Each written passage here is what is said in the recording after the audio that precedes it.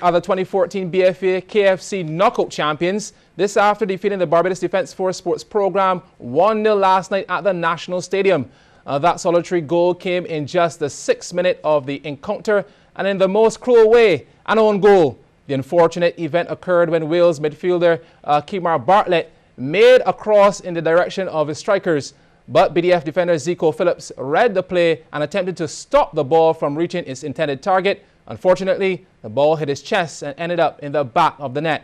With no more goals scored, Wales won the title with a 1-0 scoreline. Well, that's the first half in sports. Back in just a moment.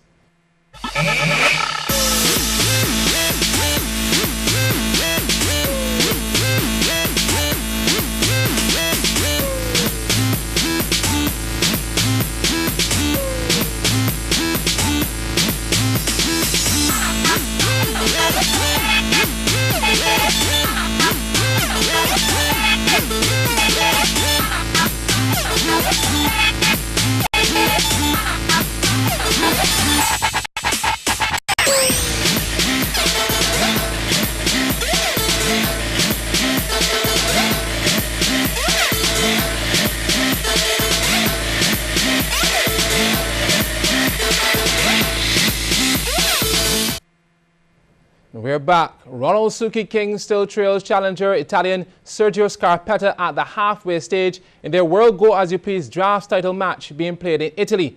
After today's scheduled 4 matches, the score remained 1-0 with all 4 games ending in draws.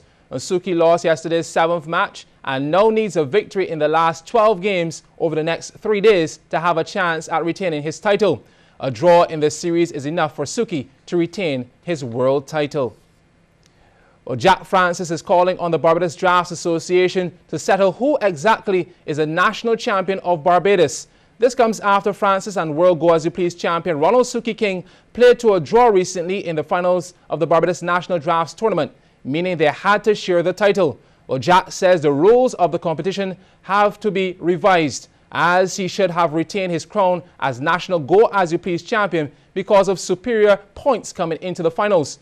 Francis had a maximum of 22 points in his group with no defeats, while King registered 1 loss in his group but finished top on 20 points. Well, Jack says there can only be one king. Let me compare what happened in this instance with what happened last year. It was similar because Suki won his group on 26 points and I won mine on 23. We did similarly like ways to advance to the final, and that was it. And it means I will have to beat Suki then to emerge as undisputed champion, which is won. I did just that. Suki only had to draw, so that's how he became undisputed national draft champion of Barbados. So similarly, what happened in this case, Suki should have had to do what I did last year as well in order to reclaim the championship. He did not make that achievement, and that is the problem here. Well, Francis also says he's willing to replay the finals against King to ultimately decide who's the champion. It's a problem with me replaying that, but I have nothing to lose because at the end of the day, Suki cannot win the match. So I only have to draw.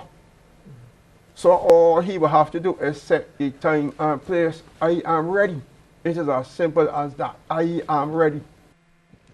Well, Combermere drew first blood in the opening game of the annual Cigarfield Sobers International Schools Cricket Tournament today. They were 94-run winners over the Lodge School in their encounter at the Empire Ground. Batting first, the Combermere boys posted 185 for 8 in a game which was reduced to 28 overs due to a late start. CBC's Anne-Marie Burt reports on the Lodge's losing effort in trying to reach the target. Set 186 for victory, Lodge School didn't quite get the start they wanted. Without a single run on the board, Jerome Goddard was gone. Caught and bowled by Keon Harding, 0 for 1. Combermere striking early. That brought in Tariq Shorey, who got the first boundary for his side. Maybe things would turn around from here for the St. John boys. Or maybe not, as wicket number 2 was Shorey, who added 3 runs to his boundary before being caught by wicketkeeper Alex Ferguson. Damar Thorne was the bowler, Lodge 7 for 2. Jamar Bovell tried to steady the ship as he too sent the ball to the ropes. On the other end, Deshaun Miller caught that boundary fever, dispatching this one toward the spectator's stand. Bovell will fall, however, LBW to Chad Williams. Deeper trouble for the Lodge boys, reeling at 21 for 3. Najee Ford came to the crease and with it brought some glimmer of hope for his side. Ford really meant business, another of those powerful shots. He wasn't done yet. 3 times the charm, he was racking up the much-needed runs. But in adding 25 to the total, this happened. Miller hesitated and then stood his ground, leaving Ford way off his crease to be run out at the hands of Renaco Lane, Lodge 50 for 4. This signaled a collapse. Next to go, Nicholas Ben, bowled by Ronaldo Callender for a duck.